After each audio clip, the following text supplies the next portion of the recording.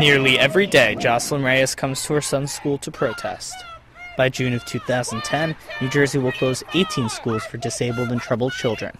Over 500 children in the state will be affected, including Jocelyn's son, Jonathan. My son's been here for 7 years. He's going to be 14 this year.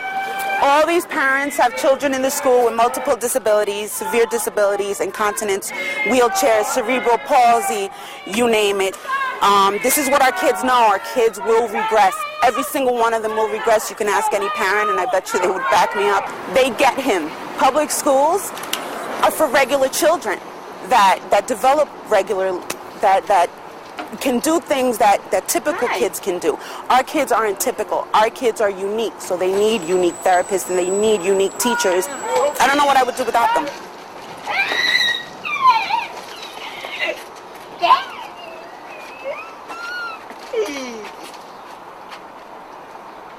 He had a dislocated hip, and the socket lost its shape, so they couldn't pop it back in. So what they had to do pretty much is match his leg to the crooked hip. So they ended up cutting his right Achilles tendon, both hamstrings, both groin muscles. They broke his thigh bone. How was your day? Yuck, I don't want those kisses.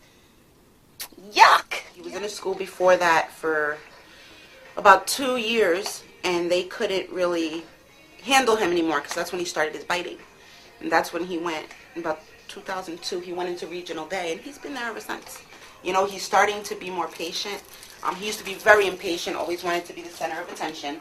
But they've been able to get it to where, you know, somebody can have a conversation and he's okay not being the center of attention. You know, he's learning how to be patient. He's learning how to take turns. You know, he's been with some of the same students for 7 years.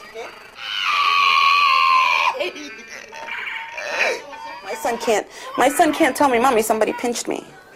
You know, my son can't tell me, Mommy, somebody, pulled my ear, or somebody didn't feed me when I was hungry. All I could do, the only way I can tell how he was treated when I come, when I see him again, if he's somewhere, is by his mood, his personality. And you saw him get off the bus. You saw how happy he was. And he's like that when he comes home, but when he's leaving, he's the exact same way because he knows where he's going.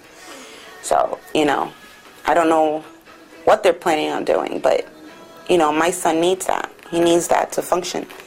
He needs that place that lets him be him and still lets him be proud of it.